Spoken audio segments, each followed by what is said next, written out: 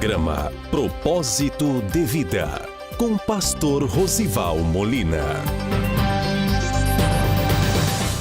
Olá, bom dia. Mais uma vez estamos aqui com o nosso programa Propósito de Vida. É uma alegria ter você conosco. Hoje teremos uma programação muito interessante. Na primeira parte, uma mensagem de Deus para o seu coração.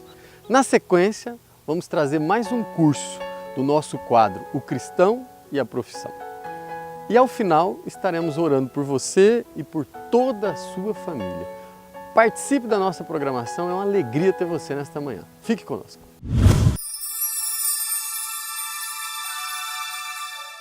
E uma mulher das mulheres dos filhos dos profetas clamou a Eliseu dizendo: meu marido, teu servo, morreu. E tu sabes que o teu servo temia o Senhor. E veio o credor a levar-me os 2 filhos para serem servos. E Eliseu lhe disse: que hei de fazer eu? Declara-me que é que tu tens em casa. E ela disse: tua serva não tem nada em casa, senão uma botija de azeite. Então disse ele: vai, pede para ti vasos emprestados a todos os teus vizinhos, vasos vazios, não poucos. Então entra e fecha a porta sobre ti e sobre teus filhos, e deita o azeite em todos aqueles vasos, e põe à parte o que estiver cheio. Partiu, pois, ele, fechou a porta sobre si e sobre seus filhos, e eles lhes traziam os vasos, e ela os enchia. E sucedeu que, cheios que foram os vasos, disse a seu filho: traze-me ainda um vaso. Porém, ele lhe disse: não há mais vaso nenhum. Então o azeite parou. Então veio ela e o fez saber ao homem de Deus, e disse ele: vai, vende o azeite e paga a tua dívida, e tu e teus filhos vivei do resto. Amém? Irmãos, este é um texto que fala a história de uma mulher que estava muito aflita, estava emocionalmente abalada, estava financeiramente abalada, estava plenamente abatida, física e emocionalmente, e agora viúva. A Bíblia registra que ela se torna viúva, mas o seu esposo, um profeta, a Bíblia registra aqui no verso de número 1, um homem temente a Deus, servo do Senhor, havia morrido e havia deixado dívidas. O costume daquela época era, quando a pessoa não tinha bens suficientes para quitar o débito, a quitação acontecia através da entrega da sua própria vida ou da vida dos seus filhos, para que se tornassem escravos ou servos do credor. A Bíblia diz então que essa mulher toma uma atitude, vai até o profeta e descreve a sua situação. E é sobre isso que eu quero pregar nesta ocasião. O verso de número 1, irmãos, nos ensina muita coisa. O verso de número 1 nos ensina muita coisa. Mas a primeira coisa que esta mulher nos ensina é que é preciso que você, diante do problema, diante da adversidade, diante da situação de aflição, você tenha uma iniciativa, você tenha uma atitude. Diante da dificuldade, não fique parado, não fique estático, não fique inerte, não fique só olhando para o problema. É necessário que você tenha uma atitude, é necessário que você seja proativo, é necessário que, se o problema se apresentou, se a situação adversa se apresentou, é necessário que você vá de encontro ao problema, porque a Bíblia diz que nós somos mais do que vencedores. Esse deserto não é o seu lugar, essa situação não é seu lugar. Deserto é coisa passageira na vida do cristão.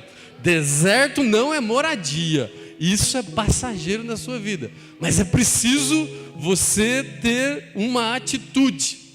Às vezes, é fácil ler a palavra de Deus e agir como Cristo. Mas eu quero ver você, na hora que apresentar o problema, na hora que apresentar-se a situação adversa, você tem que reagir como Cristo. Não somente agir como Cristo, mas você tem que reagir como Cristo. Às vezes, quando está tudo bem em nossas vidas, é fácil dizer glória a Deus, é fácil dizer aleluia, é fácil crer nas promessas, mas difícil é quando uma situação de emergência se apresenta na nossa vida. E eu quero te dar uma boa notícia: Deus é capaz de libertar todo aquele que o buscar. Não sei qual é a situação que está te aprisionando. Dessa mulher aqui era uma dívida. Dessa mulher aqui era a preocupação que os seus filhos seriam levados como servos, como escravos. Eles teriam a sua liberdade perdida. Talvez você está aprisionado emocionalmente. Talvez você está aprisionado socialmente. Talvez você está aprisionado financeiramente. Mas eu quero te dizer, se você tiver uma atitude, tomar uma iniciativa e buscar ao Senhor, Ele é suficientemente capaz de te dar vitória e te libertar dessa situação que tem te afligido. Segunda coisa, irmãos, que esse texto nos ensina: busque as pessoas certas, busque os homens de Deus. É preciso, antes de você agir, você orar. Tem muita gente que primeiro vai, faz, discute, cria uma discussão, cria uma situação, depois ele vai orar para ver se Deus arruma aquela situação. Não, irmão, inverta. Primeiro você ora, depois você tenta resolver o problema. Primeiro você busca a Deus sabedoria, discernimento e entendimento, para depois enfrentar o problema. Busque os homens de Deus. O Espírito Santo de Deus vai te direcionar. Quem é que pode te ajudar? Quem é que pode te orientar? Mas como que eu vou saber, pastor, que um homem é de Deus? É fácil. Se ele pregar o amor, se ele pregar a palavra, se ele colocar o ombro debaixo do peso que está sobre a sua vida, você vai saber que é um homem e uma mulher de Deus. Uma terceira coisa, irmãos, que esse texto nos ensina. A Bíblia diz que aquela mulher chegou diante do profeta Eliseu, falou: ó, o teu servo é morto. Ele era fiel, ele era servo. Além disso, ele era também temente a Deus. Mas aconteceu um problema. Ele deixou umas dívidas aqui, profeta. Ele deixou uma situação e o credor está vindo. Eu não sei nem quando ele vai chegar, mas ele está vindo. E ele vai levar os meus 2 filhos e eu vou, além de viúva, eu ainda vou ficar sem os meus filhos por conta dessa dívida. Essa mulher teve uma atitude que foi a seguinte: ela teve franqueza, ela foi franca, ela falou a verdade. Um grande passo para o seu problema, a sua situação ser resolvida, começa quando você admite o problema, quando você admite a situação, quando você reconhece que você precisa de ajuda. Tem gente que fica rodeando, dá um probleminha ali, uma situação, eu não sei, né? Irmão, admita o problema, seja franco com os homens de Deus, seja franco com você mesmo. Quando reconhecemos que precisamos de ajuda, uma grande parte do problema já começa a ser solucionado. Uma grande parte da situação já começa a ser solucionada. Você quer Jesus na sua situação? Você quer Jesus nesse problema? Você quer entregar isso para Ele? Fale a verdade. Seja verdadeiro. Fala o que está acontecendo. Porque a Bíblia diz no livro de João, capítulo de número 14, o próprio Jesus declarando: eu sou o caminho, a verdade e a vida. Ele é o caminho para resolver o seu problema. mas ele precisa da verdade, e a sua vida será transformada. A Bíblia diz, ainda no verso de número 1, que aquela mulher começa a contar a sua situação, que ela está com uma dívida, os seus filhos serão entregues aos credores, e ela faz uma observação sobre o seu falecido marido. Ela diz que ele era teu servo, e além disso, ele era temente a Deus, ele tinha o temor do Senhor. Para que você possa ser servido por Deus, para que você possa ser alcançado por Deus, para que você um dia, na sua situação, na sua adversidade, na sua questão, no seu problema, para que Deus possa entrar com providência, para que a provisão dele entre na sua situação, é necessário que você aprenda a sempre ser servo. Você precisa aprender a servir ao Senhor. Bom é quando o crente liga para o céu e ele tem crédito, porque ele foi servo, ele serviu ao Senhor, ele adorou ao Senhor, ele glorificou ao Senhor. Para que você possa ser servido, seja servo. Aquela viúva ainda lembra o profeta de mais uma coisa, e ela diz, ainda no verso de número 1, além de servo, ele temia ao Senhor, ele tinha o temor do Senhor no seu coração. É preciso você ser temente a Deus. Não adianta servir a Deus aqui na igreja, não adianta servir a Deus ali fora, mas se na tua casa, se no teu trabalho, se naquela situação oculta da sua vida, você não tem o temor do Senhor, você não respeita, você não tem o temor do Senhor no seu coração. Ah, pastor, mas o que é o temor do Senhor? É ter medo de Deus? É ter medo do Senhor? É tremer pelo Senhor? Irmãos, você quer ser temente a Deus, você quer ter o temor do Senhor, é fácil. Aborreça o mau caminho. Se estão te chamando para prejudicar alguém, se estão te chamando para atacar alguém, se estão te chamando para mau caminho, não vá. Você estará sendo temente ao Senhor, você terá o temor do Senhor. Vá para o caminho certo, e o caminho certo é Jesus, porque Ele diz, eu sou o caminho, a verdade e a vida. Se você aborrecer o mau caminho, a arrogância, a soberba, a boca perversa, você é temente ao Senhor, você é um homem e uma mulher de Deus, e o nome do Senhor será glorificado. Bom, depois que ela explica tudo isso, depois que ela explica, ela toma a iniciativa, depois que ela busca o profeta, depois que ela explica que o marido era servo de Deus, depois que ela explica que ele era temente ao Senhor, aí o profeta então dá uma resposta para ela, e é a quinta lição que a gente vê nesse texto. E ele diz para que ela pergunta o que ela tem na sua casa, e ela diz, eu não tenho nada. Ela começa dizendo, eu não tenho nada, no verso de número 2, a não ser uma botija de azeite. Nada, a não ser uma botija de azeite. O profeta então diz, convida os teus vizinhos, pegue todas as vasilhas emprestadas, chama os teus filhos, fecha a porta e começa a derramar o azeite em todas as vasilhas e não poucas.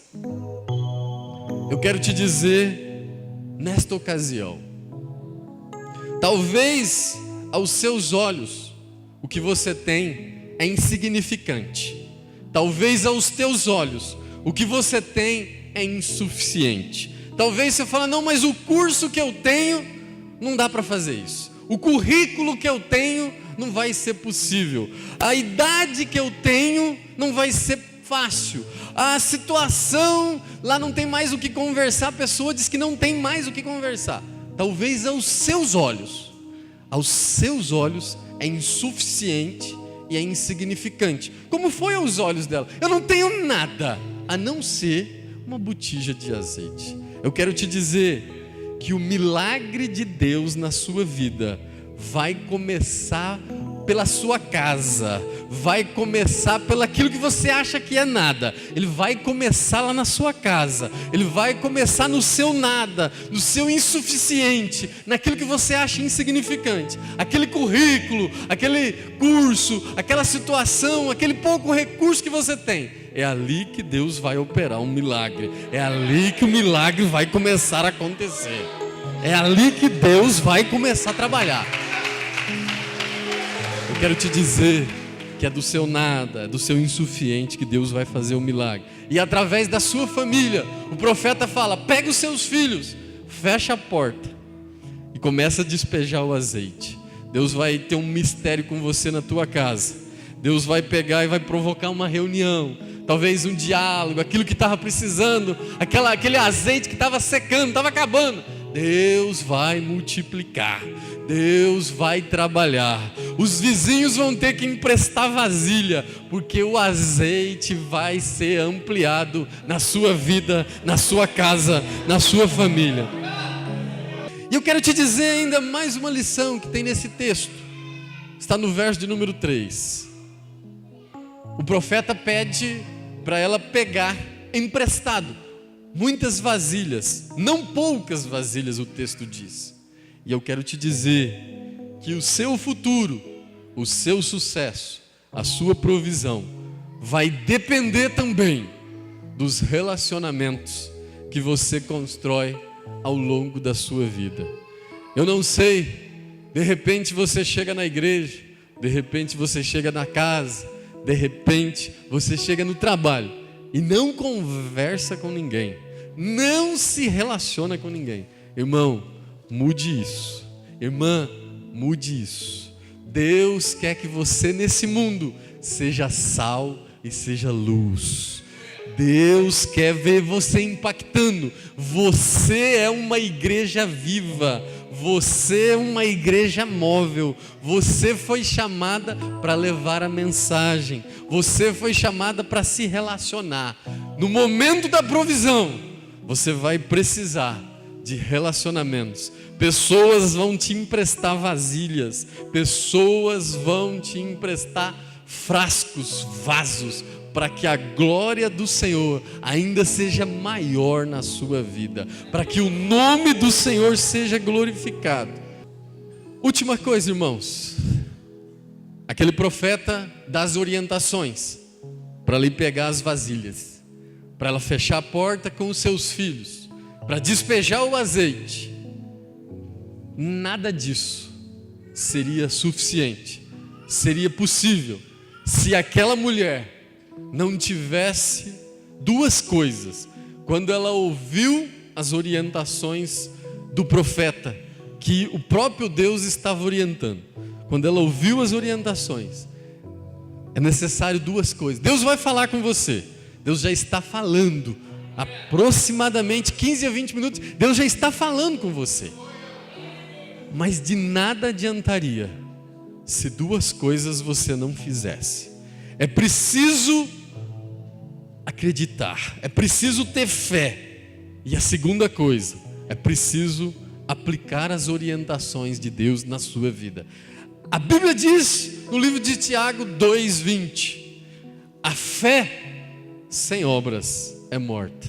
Porque fé, até o nosso adversário, o adversário das nossas almas, ele acredita que Deus existe, ele crê na palavra, apenas ele não pratica. Mas é preciso você acreditar e você praticar. A Bíblia diz também, no livro de Hebreus 11, verso de número 6, sem fé é impossível agradar a Deus. Eu quero te dizer, irmãos, que talvez alguma pessoa vai chegar para você e vai dizer: não tem jeito, essa situação não tem jeito. A minha foi muito menor do que a sua e não teve jeito. Como que a sua vai ter jeito?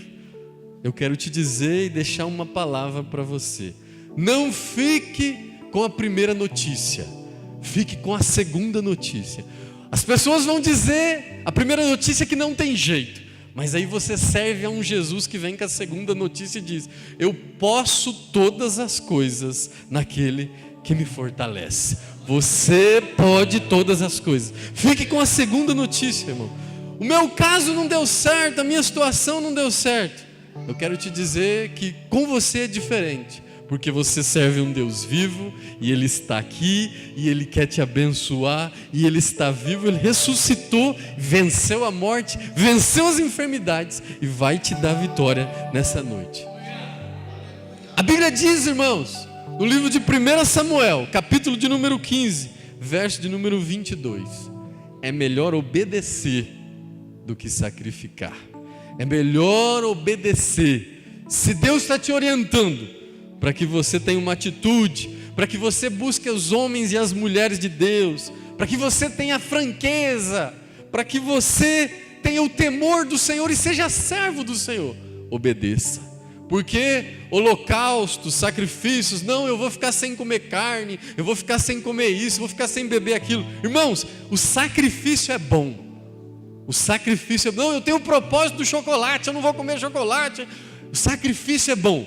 Mas a Bíblia diz aqui em 1 Samuel 15, 22, é melhor obedecer do que sacrificar. Melhor é que se obedeça à palavra dele. Melhor que você tenha o temor do Senhor, e o nome dele será glorificado. O desejo de ser santo tem que ser maior do que o desejo de ser feliz. Se você fizer isso, 3 coisas vão acontecer, e eu fecho a minha palavra. 3 resultados vão acontecer. A Bíblia diz no verso de número 7, então veio ela e o fez saber ao homem de Deus, e disse ele: vai, vende o azeite, paga a sua dívida, e tu e os teus filhos vivei do resto. Eu quero te dizer que se você obedecer todas as orientações do Senhor, se você obedecer todas as coisas que o Senhor vai trazer para a sua vida, 3 resultados você vai ter. Primeiro resultado: Deus vai suprir as suas necessidades urgentes. Deus vai suprir aquelas dívidas sociais, aquelas dívidas emocionais, aquelas dívidas espirituais e até aquelas dívidas financeiras. Deus vai suprir. Isso é urgente, eu preciso de uma bênção urgente. Deus vai entrar com urgência. Com essa mulher foi assim, quando ela obedeceu, quando ela praticou tudo que o profeta havia dito. Deus vai suprir, Deus vai dar libertação, Deus vai dar transformação urgente. Uma segunda coisa, Deus vai suprir as suas necessidades impossíveis. O meu nada vai virar tudo. O seu insuficiente vai se tornar suficiente. O seu insignificante vai ter muita importância. Deus vai transformar aquilo que não tem valor em algo valoroso, em algo relevante, e o nome dele será glorificado na sua vida. E uma terceira coisa, irmãos, Deus vai entrar nas necessidades urgentes.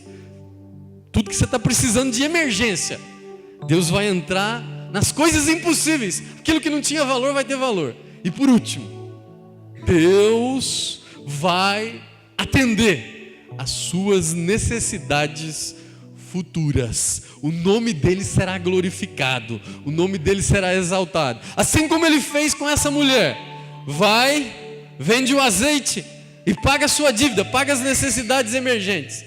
E tu e os teus filhos vivei com o resto.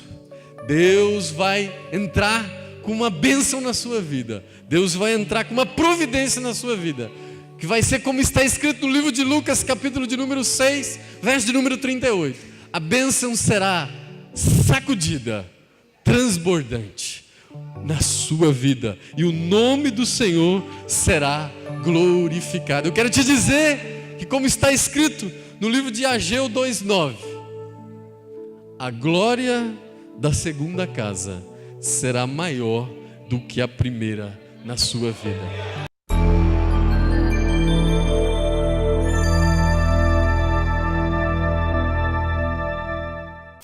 Olá, bom dia. Mais uma vez estamos aqui com o nosso quadro O Cristão e a Profissão. E hoje com o professor Anderson de Oliveira Pellegrini, professor e coordenador do curso de Educação Física, né, professor? Obrigado pelo convite.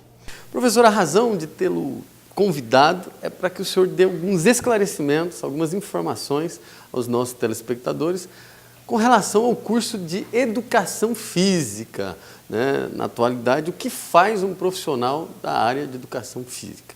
O ramo de atuação em Educação Física ele é muito amplo e vai desde a atuação no ensino básico, nas escolas, até o trabalho em clubes, academias, personal trainer e assim por diante.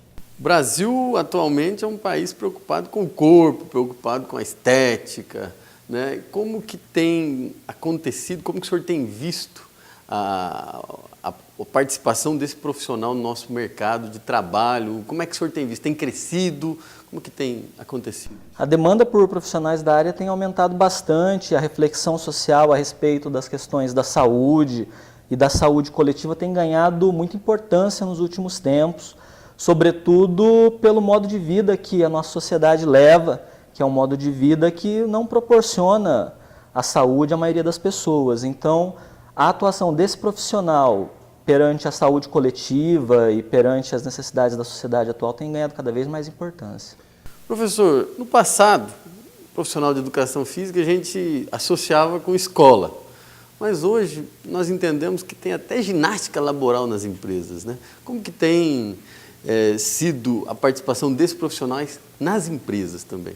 A participação das empresas ela também é bastante diversificada, né? A ginástica laboral ela é uma questão bastante ambígua, porque muitas empresas ainda não investem nisso, mesmo havendo pesquisas que comprovam o resultado e a eficácia desse tipo de atividade, tanto para a saúde do trabalhador quanto para o aumento de lucro das empresas. Professor, com relação às perspectivas salariais para as pessoas que desejam realizar esse tipo de curso, quais são as perspectivas salariais média na nossa região e também nos grandes centros? Também é bastante diversificada, né? Nós sabemos que a atuação na educação ela tem uma remuneração bastante distinta, dependendo da atuação em escolas municipais ou estaduais, como também na rede particular de ensino. O valor médio de rendimento ele pode variar aí de 2.000, 4.000, 6.000, dependendo da área de atuação do profissional. Se ele vai dar aula na rede pública de ensino, em escolas municipais ou estaduais, rede particular, academias, clubes, né, isso vai variar bastante. Professor, qual o tempo de duração deste curso? E existem aulas práticas e teóricas? Como que funciona? Sim, o curso ele tem duração de 3 anos, a licenciatura, e as aulas são divididas em práticas e teóricas mesmo, tentando fazer o tempo todo esse link entre os fundamentos teórico-filosóficos da área e a atuação do profissional. Muito obrigado, professor, pela sua presença, pelas suas contribuições. Então, vale a pena ser um profissional de educação física? Com certeza, a área de atuação não vai faltar. Pelo que eu entendo, o senhor é apaixonado pela profissão. Sim, com certeza. Professor, muito obrigado pela sua contribuição mais uma vez e até o nosso próximo programa, no sábado, às 11 horas, com mais um curso e mais uma profissão.